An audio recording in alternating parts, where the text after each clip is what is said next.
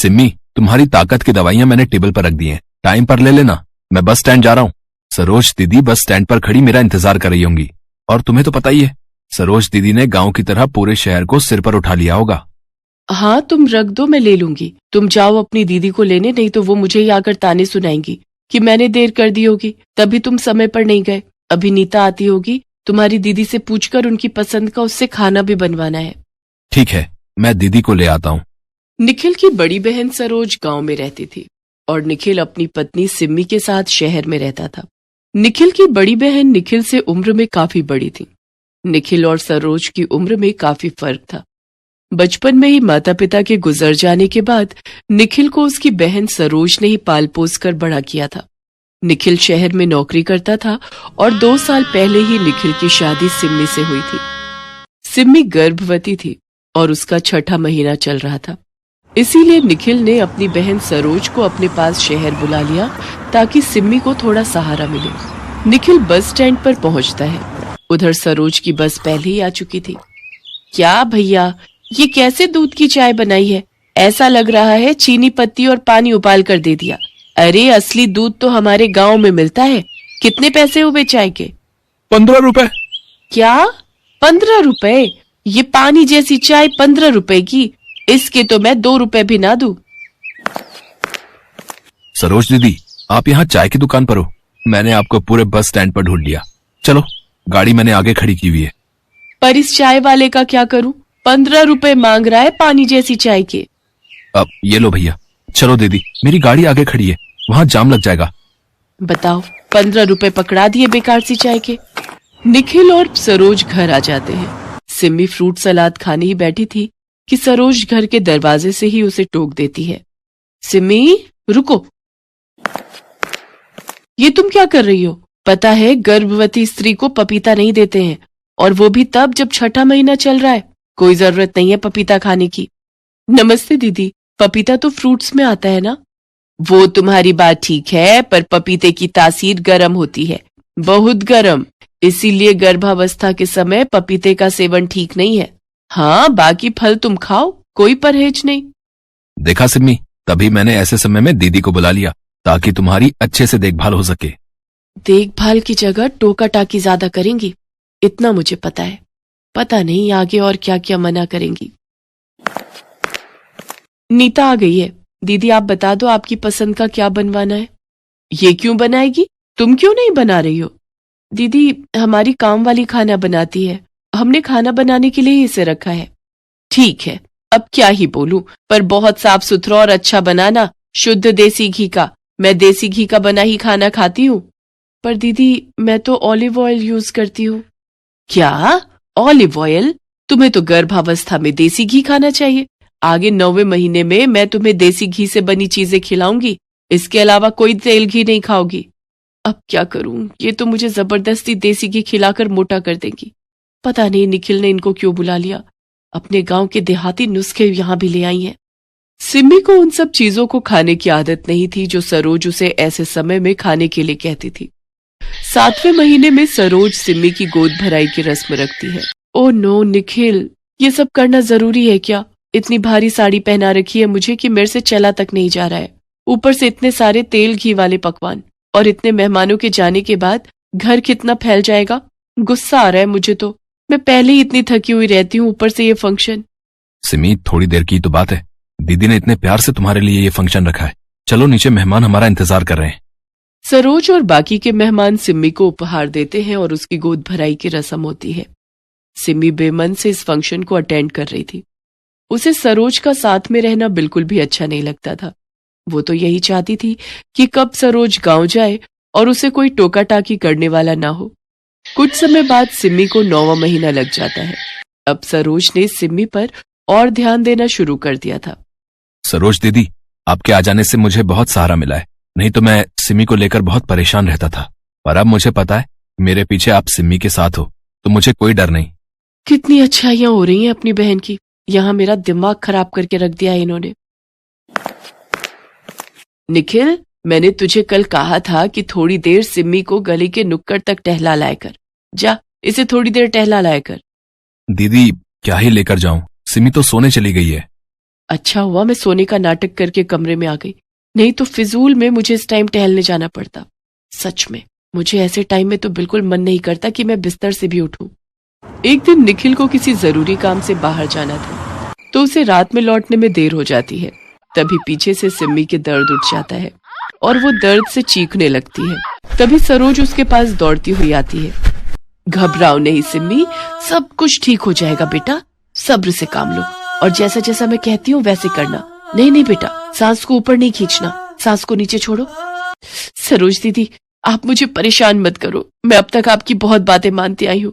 निखिल कुछ ही देर में आ रहे हैं और मैंने अपनी लेडी डॉक्टर को भी फोन कर दिया है। आप बिल्कुल भी मेरे पास मत आना, पता नहीं आप कुछ गलत कर दो और मुझे और मेरे बच्चे को परेशानी हो जाए। मैं नहीं चाहती कि कोई खतरा हो। सिम्मी सरोज को बिल्कुल भी पास नहीं आने दे रही थी और उसका दर्द बढ़ रहा था। निखिल भी रास्ते में था और लेडी डॉक्टर पहुंचने ही वाली थी। अचानक सिम्मी बेहोश होने लगी तो जबरदस्ती सरोज को उसके पास जाना पड़ा। सिम्मी, तुम नहीं जानती हो, मैंने गांव में कई बार दाई माँ के साथ काम किया है, इसलिए मुझे सारे उपचार आते हैं। जैसे मैं कहती हूँ वैसे ही करो तो तुम्हें दर्द में आराम मिलेगा। मैं तुम्हें वादा करती हूँ तुम्हें कुछ नहीं होगा। तभी लेडी डॉक्टर भी आ जाती है। निखिल भी पहुंच जाता है। लेडी डॉक्टर कमरे में जाती है। अरे सरोज जी, आप और यहाँ। Simmi, you are so lucky कि तुम्हारे साथ सरोज जी जैसी एक अच्छी और कुशल दाई है।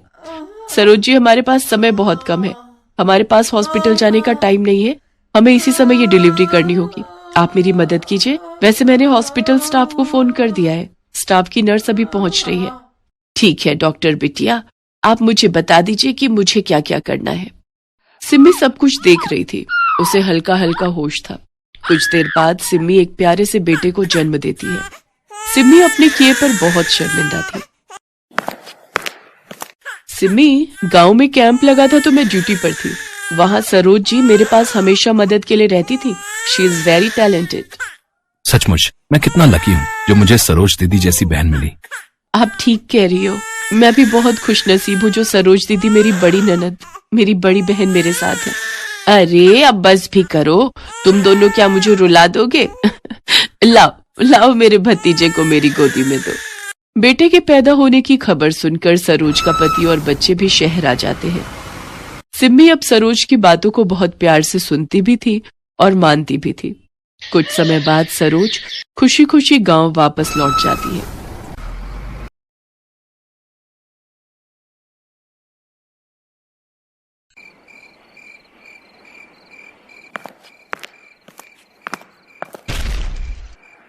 ए, कौन है? राजू, ये तू है ना साले? फिर से भागने की कोशिश कर रहा है? तू रुक जरा, और तेरी टांगे ही तोड़ दूंगा, फिर देखता हूँ कैसे भागता है यहाँ से। राजू जानता था कि अनाथालय का केयरटेकर लालजी जो कह रहा था वो कर भी सकता था और ये राजू के पास आखिरी मौका था, इसीलिए वो फौरन उठा और भागने लगा। गिरने की वजह से उसके पैर में चोट लगी थी, लेकिन आराम से ज्यादा वहाँ से भागना जरूरी था राजू के लिए। ए राजू, रुक जा, नहीं तो मुझसे बुरा कोई नहीं होगा। तुमसे बुरा तो कोई है भी नहीं लाला, मैं अब तुम्हारे हाथ नहीं आने वाला। राजू की रफ्तार और तेज होती गई। लालजी जल्दी ही काफी पीछे छूट गया और इस तरह राजू आजाद हो गया उस जेल से, जो कहने को तो एक अनाथालय था लेकिन असल में वहाँ कुछ और ही हो रहा था। लालजी की पहुँच से बाहर आने के बाद राजू फुटपाथ पर बने एक घने पेड़ की छांव में बैठ गया और अपने घाव को सहलाने लगा। तभी उसे चकोरी याद आई और वो पुरानी यादों में खो गया। ए, तू नया है ना? कौन लाया तेरे को? साहब, मेरा नाम राजू है। पिछले हफ्ते जो पुल गिरा था ना, मेरे माँ बाबा उसके नीचे दबकर मर गए। फिर मेरे चाचा ने मेरी खोली छीन ली और मुझे बाहर निकाल दिया। फिर मुझे किशन भैया मिले, बोले यहाँ रहने को, खाने को और पहनने को भी मिलेगा। ये सच है ना साहब? हाँ, ये सब मिलेगा, पर उसके लिए तुझे काम भी करना पड़ेगा, समझा ना?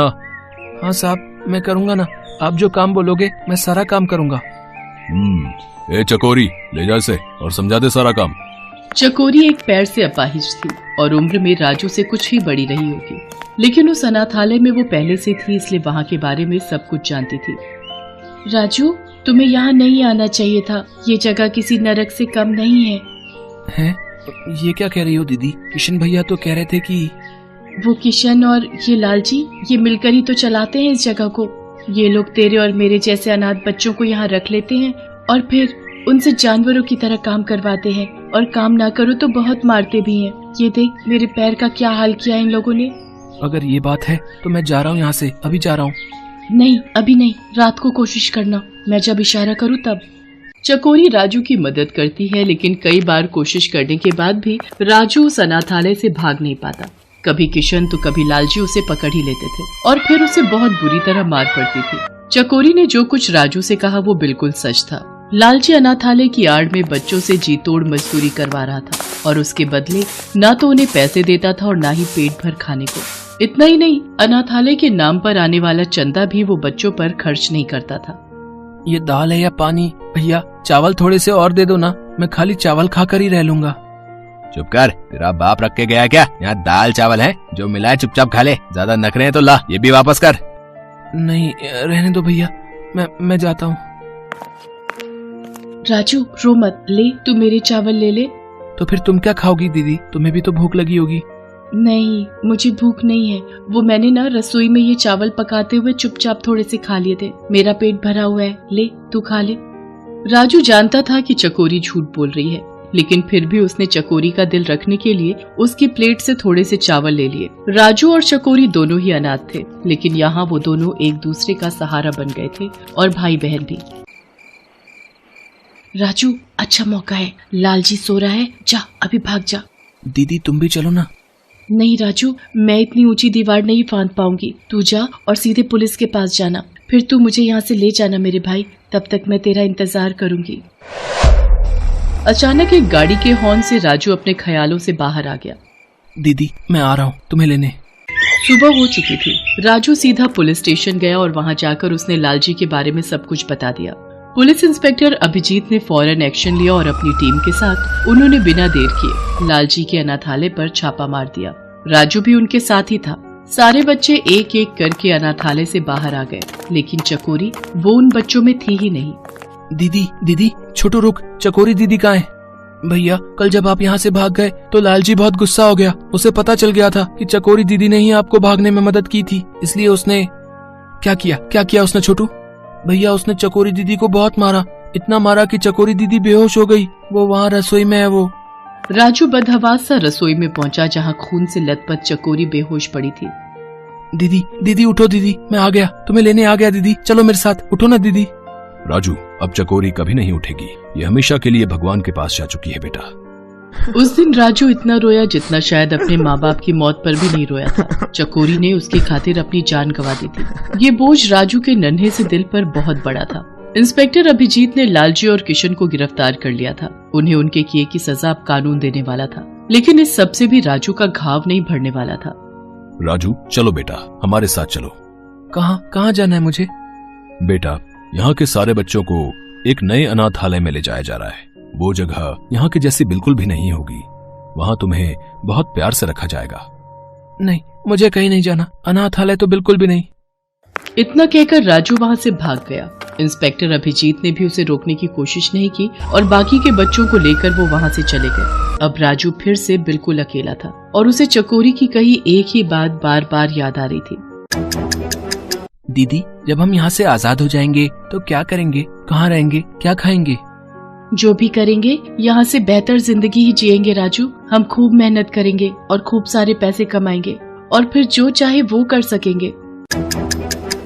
राजू जानता था कि अब उसे क्या करना है। वो काम की तलाश में निकल पड़ा और जल्दी ही उसे एक ढाबे पर बर्तन धोने और ग्राहकों को खाना परोसने का काम मिल भी गया। ढाबे का मालिक राजपाल एक भला आदमी था। उसने राजू को अपने ढाबे में ही रहने दिया। वो उसे पैसे देने के साथ साथ पेट भर खाना भी देता था और इस तरह राजू ने अपने हालात सुधार लिए। अरे राजू बेटा, एक काम तो कर दे। वो जो सामने बड़ी सी बिल्डिंग है ना, अरे वही जिसके बाहर वो बड़ा सा कूड़ेदान रखा है। हाँ साहब, मैं समझ गया, काम क्या है आप ये बताइए। हाँ, वहाँ जाएगा तो बिल्डिंग के बाहर एक सिक्योरिटी गार्ड मिलेगा तुझे। अरे वही अपना सूरज जो हर रोज ढाबे में आकर खाना खाता है, वो आज ढाबे पर नहीं आ पाएगा, तो तू उसे वहीं जाकर खाना दिया, ठीक है? ठीक है साहब, अभी जाता हूँ।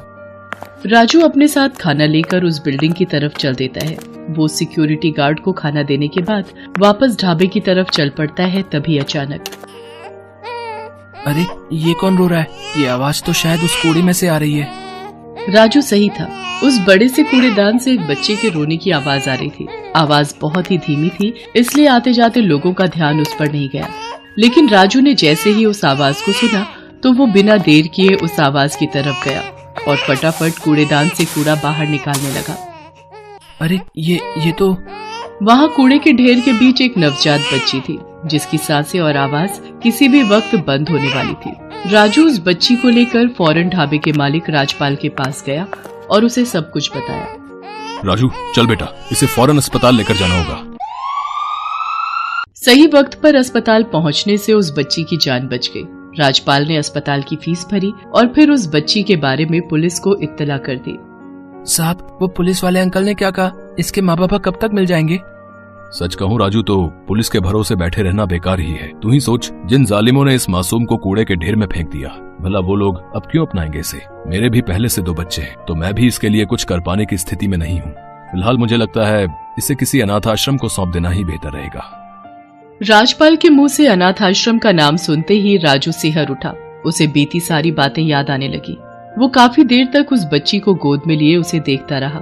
तभी राजपाल ने राजू से कहा, राजू क्या कर रहा है? चलना, यहाँ पास में ही एक अनाथ आश्रम है, चल वहीं पर चलते हैं। नहीं साहब, मैं इसे किसी को नहीं दूंगा। मेरा इस दुनिया में कोई नहीं है और इसका भी कोई नहीं है, तो इस हिसाब से हम दोनों भाई बहन हुए ना। सोच ले राजू, ये एक बड़ी जिम्मेदारी है। सोच लिया साहब, आज से मैं इसका बड़ा भाई और ये मेरी छोटी बहन चकोरी। ये कहते हुए राजू के चेहरे पर एक अजीब सा सुकून था। वो मेहनती तो पहले से ही था, लेकिन उस दिन से जिम्मेदार भी हो गया। अब ना तो वो अकेला था और ना ही परेशान। उस छोटी सी चकोरी के रूप में उसे जीने का मकसद जो मिल गया था।